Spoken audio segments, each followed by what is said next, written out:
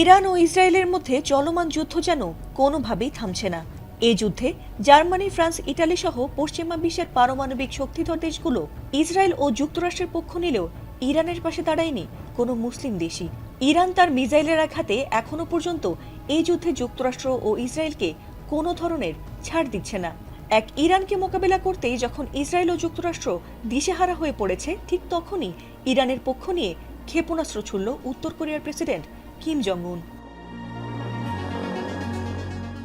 Israel ইরানে হামলা করার পর কোনো মুসলিম দেশ প্রতিক্রিয়া না দেখালেও তেহরানের পাশে দাঁড়ানোর ঘোষণা দিয়েছিলেন উত্তর কোরিয়ার প্রেসিডেন্ট কিম জং উন। আমেরিকার শত্রু দেশ ইরানের সঙ্গে অনেক আগে থেকেই বেশ ভালো বন্ধুত্ব রয়েছে কিম জং উনের। আর ইরানের ওপর হঠাৎ ট্রাম্প নেতানিয়াহুর যৌথ বিমান হামলা মোটেই সহজভাবে নেননি উত্তর কোরিয়ার এই শক্তিশালী নেতা। ইরানে ইসরায়েলের হামলার পর সবার আগে কিম জং উনই এই হামলার প্রতিবাদ জানিয়ে বলেছিলেন যে ইরানে এটি তাদের মোটেই কোনো সামরিক হামলা নয়, বরং তা অবৈধ আগ্রাসন। আমেরিকা ইসরায়েল বরাবরই অন্য দেশে অযথাই গ্যাংস্টারের মতো গুন্ডামি করে থাকেন, তবে খামেনিকে হত্যার পর যখন ইরান দখল করতে তারা মরিয়া হয়ে উঠেছে, ঠিক তখনই যেন তাদের বিরুদ্ধে হুঙ্কার দিলেন কিম জং উন।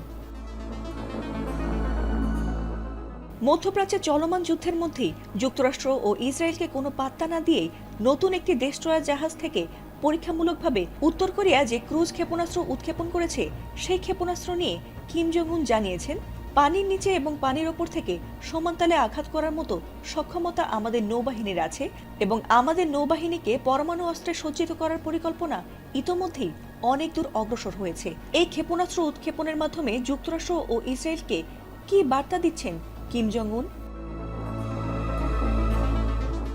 কিমের এই সফল ক্ষেপণাস্ত্র পরীক্ষা রীতিমতো মাথা ব্যথা বাড়িয়েছে আমেরিকা, ইসরায়েল ও তাদের বন্ধু দেশগুলোর। কারণ নিজের দেশ এবং বন্ধু দেশ ছাড়া কাউকেই তোয়াক্কা করেন না উত্তর কোরিয়ার এই নেতা। বিশেষ করে আমেরিকা আর ইসরায়েলকে তো পাত্তাই দেন না তিনি। তবে কি এবার ইরানের পাশে দাঁড়িয়ে ট্রাম্পকে উচিত শিক্ষা দিতে চান পারমাণবিক শক্তিধর দেশের প্রেসিডেন্ট কিম জং উন? সেটি সময় বলে দেবে। ফাতিমা সুলতানা, এটিএন বাংলা, ঢাকা।